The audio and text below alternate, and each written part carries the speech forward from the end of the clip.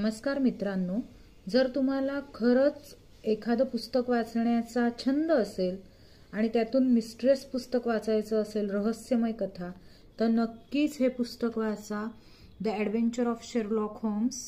मित्रांनो, ह्यामध्ये अत्यंत सुंदर अशा शेरलॉक होम्सच्या कथा आहेत ज्या अगदी रहस्यमय आहेत. म्हणजे त्या इतक्या आपल्याला खिळवून ठेवतात की आता पुढे काय होईल, पुढे काय होईल ह्याचा आपल्याला एक असं ना सारखं वाटत राहतं की आता काय नवीन येईल, काय नवीन येईल, ह्याच्यानंतर काय, त्याच्यानंतर काय, कोण असेल, काय कशा प्रकारे घडलं असेल. तर इतकं सुंदर आहे हे. कथासंग्रहाचा अनुवाद आहे विलास व्ही फडके आणि खूप छान त्यांनी ॲडव्हेंचरस स्टोरी दिलेल्या आहेत, खूप रहस्यमय आहेत.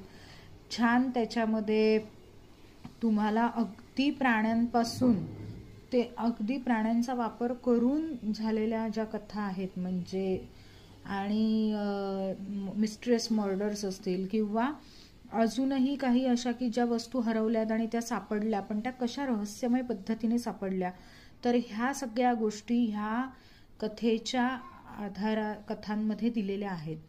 तर शेरलॉक होम्स जे काही अत्यंत आणि अचूक जे निर्णय म्हणजे त्याचे लावतो, जी मतं लावतो, ती इतकी वाचण्यासारखी आहेत ना की अत्यंत आपल्याला नवीन स्टोरी सुरू झाली, नवीन कथा सुरू झाली की परत आता काय असेल ह्या कथेमध्ये, अशा अत्यंत गूढ कथा ह्यामध्ये आहेत.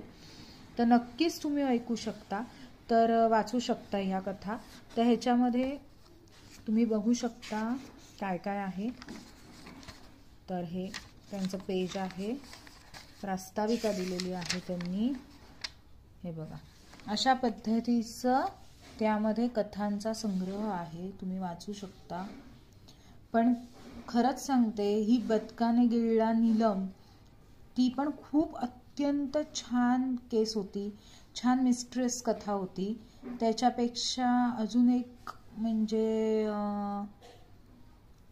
दैवाचा न्याय ही सुद्धा अत्यंत खूप छान आहे. दोराचा साप सुद्धा खूप छान आहे. तर अत्यंत खूप छान पुस्तक आहे हे. तर तुम्ही नक्की हे वाचा आणि खूप सुंदर आहेत. छोट्या छोट्या स्टोरीज आहेत, म्हणजे खूप मोठा नाही आहे. काही स्टोरी 3-4 पानाच्या आहेत, काही 5-6 पानाच्या आहेत, पण खूप छान आहेत.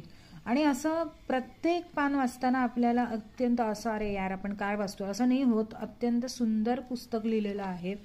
तर नक्की तुम्ही हे वाचावं अशी माझी अपेक्षा आहे. आणि मला नक्की सांगा तुम्हाला कशा वाटल्या या कथा, नक्की कमेंट बॉक्समध्ये लिहून कळवा.